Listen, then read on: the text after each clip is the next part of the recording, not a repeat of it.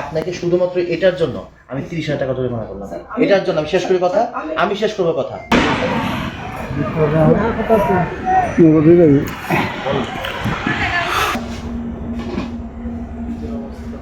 প্রচুর দুর্গন্ধ বের হচ্ছে স্যার। অনেক বড় প্রতিষ্ঠান, আপনার প্লাস্টিক ব্যবস্থাপনা অন্যদের কি সেম হবে? এটা আপনি আমাকে বলেন। যে আপনি দেখেন যে আপনার হোটেলে এখানে দেখেন যে আপনি রেজিস্ট্রার এখানে স্যার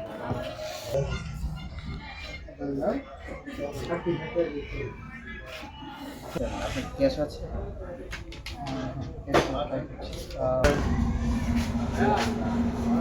পরে দেখেন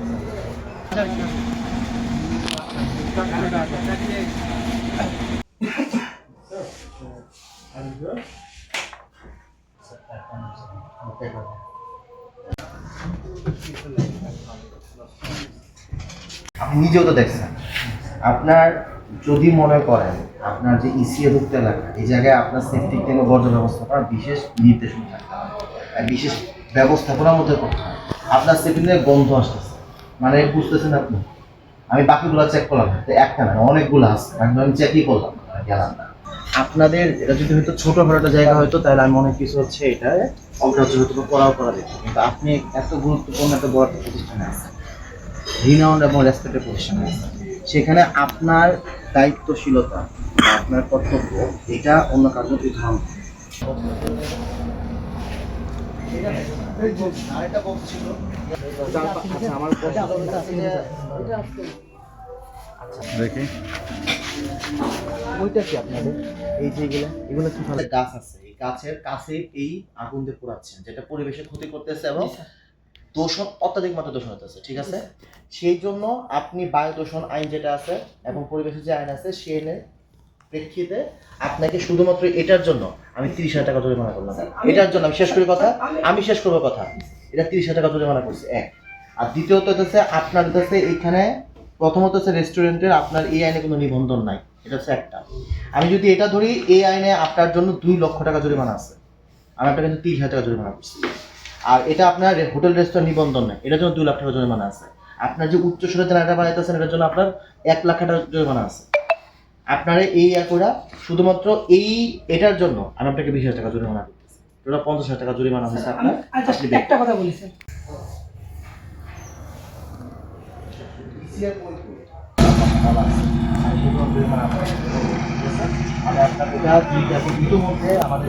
সিঙ্গেল ইউজ প্লাস্টিকের জন্য আপনার কাছে যেই ধরনের ছিল সেটা আমরা আশা করিনি।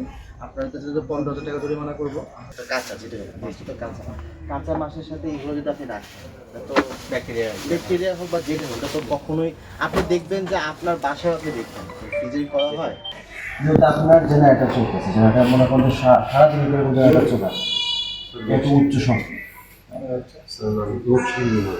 লোডশেডিং হোক, কিন্তু আপনি জেনারেটর যেই বয়স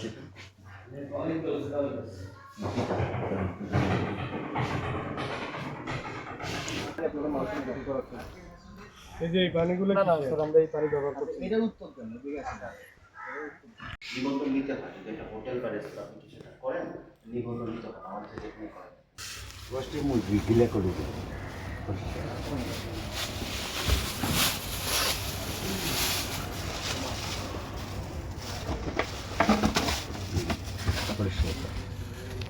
এটা কি এটা ফিশ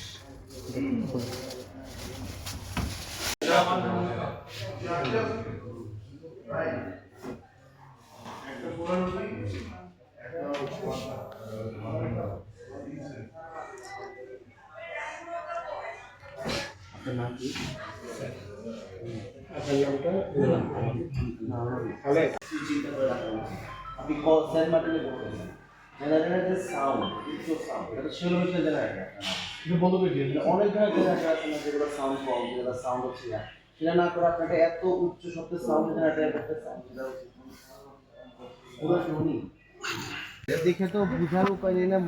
মোটামুটি মনে করেন ভাত, 30,000 টাকা জরিমানা করছে, এটা তো শেলোমিটার জেনারেটর না, এটা বন্ধ করে দিয়ে। অনেক ধরনের জেনারেটর আছে না যেগুলো সাউন্ড কম, যেগুলো সাউন্ড হচ্ছে না, সেটা না করে আপনাকে এত উচ্চ শব্দের সাউন্ড জেনারেটর করতেছেন, ফুড ওয়েস্ট, এরপরে অন্য ওয়েস্ট, যত ধরনের ওয়েস্ট আছে মোটামুটি সকল ওয়েস্ট আপনার এখানে স্যার এই যে আমরা এখানে গর্ত করে এগুলো ফুল গর্ত করে এখানে গর্ত এটা পুরোটা ভরে গেছে মানে আপনি ওই যে এগুলো কি যেগুলো হয় স্যার আমরা পরে দিন এগুলো